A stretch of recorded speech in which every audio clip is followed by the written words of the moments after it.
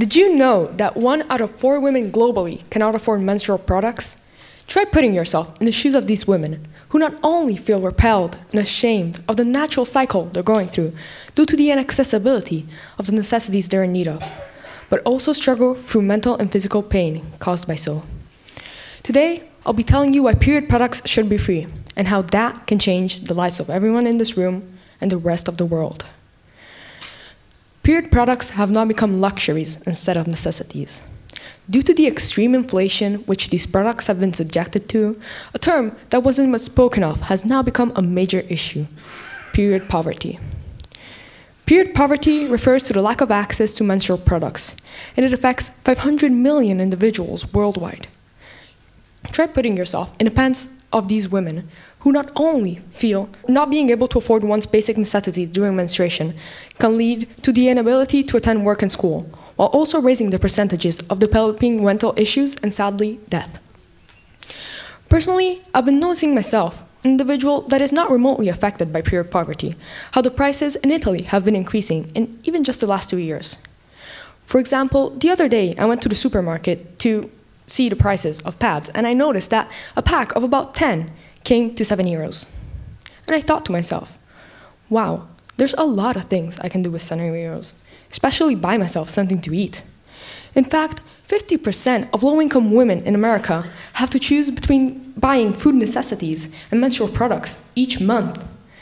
Because it may not appear like a big sum, but when you look at it as something you have to buy each month or a long period of time, it becomes a big expense for anyone. Not being able to afford one's necessities during menstruation can lead from minor to major symptoms such as distress and, sadly, depression. Research was recently conducted on college-attending women, where it was proven that 68% of those who struggled with period poverty also had moderate to severe depression due to so. The fact is that I myself feel their struggle, and every other woman in this room does too. Obviously, ours might be to a minor scale, but we all know the feeling of depression provoked by the hormonal imbalance given by a period. Now try topping off that hormonal imbalance with a feeling of disgust, because you can't afford to take care of yourself. Not only is this a major issue which impacts one's ordinary life, but imagine risking death over something you have no control of. Low-income women often replace these sanitary requirements with household items such as rags, which can lead to urinary tract infections, yeast infections, and, sadly, toxic shock syndrome, a fatal disease. It should also be noted how period flow varies from person to person. Those who struggle with it on a larger scale are at a higher risk of fatal diseases. Obviously, these individuals also can't afford the medical treatments required to cure them, which leads to no escape from death. And to top up everything, menstrual products are not included in food stamps. Just like the need to eat and drink, menstrual flow is a natural cycle which humans go through. Therefore, why isn't it treated accordingly?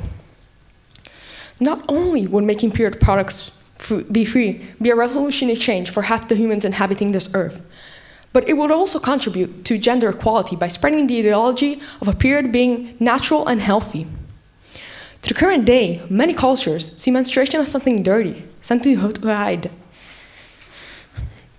The shame associated with periods suppresses the need to speak up and express one's necessities regarding them. This leads to lack of dialogue regarding this issue and its accessibility.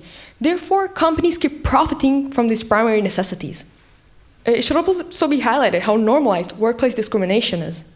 Many women each day receive negative comments about their periods while at work, such as, "You're just lazy," and "It's not a real illness," to say the least. A survey recently conducted on working women proved that 82% of women that worked at a male-dominated workplace found themselves unable to speak to colleagues about their period due to feeling weak and inferior. The stigma suppresses the need to speak up for one's rights, allowing for sexism and discrimination to still be accepted in the 21st century. In fact, to the current day, employment discrimination is still occurring on women. I'll make an example that probably most of you have heard before. Women can't drive.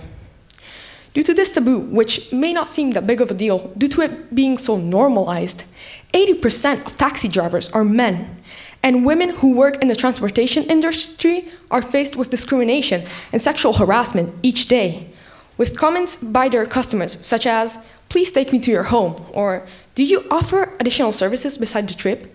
And sadly, individuals who don't limit themselves to just words. According to the UN's Women's most recent report, if we keep going at the current rate of progress, it will take another 286 years to achieve gender equality. We can all agree that this rate of progress is clearly unacceptable. If periods were to be normalized, the achievement of gender equality would happen at a much faster rate, and the human race would be considered mentally evolved, as the issue is felt by half of our population. Now I'm going to tell you one of the ways that the stigma around period is so normalized that it came to affect my life as well. All the women in my family have the genes of starting menstruation at a very early age. Therefore, so did I. I remember it like it was yesterday, back in 5th grade. I was so confused and worried, and that was because only 4 years later, in 8th grade sex ed, we would be vaguely introduced to subjects of menstruation. It was my mom herself that told me what it was that same night, describing it as something beautiful. But it was clear not everyone thought the same way as her. Since the issue was still not discussed in school, and I was only 10 back at the time, all I was left with was embarrassment and shame for being different. It was clear I would have been made fun of, even though there was a high chance other people in my class were going through the same situation. What I'm trying to say here is that with period products becoming 3 and therefore menstruation more normalized, we could tell our younger generation what the natural cycle of a woman is from a very early age, reducing the younger generation feeling shame and embarrassment. Because let's all address the obvious. Period flows are not discussed before middle school due to them being not appropriate for such age, even though such age is experiencing what they're trying to hide from them. In conclusion, every issue, no matter how big or small, has a solution though. The only difference is the effort one puts to reach the solution. Like many other problems, we can solve this issue with education. By this, I intend to invite everyone to educate themselves regarding the existence of this issue and many more. And once we're all educated and we will be able to speak up, we can learn to cooperate so we can all work together for a better future. Take today's discussion as an initiative for change and speak up before it's too late. Thank you.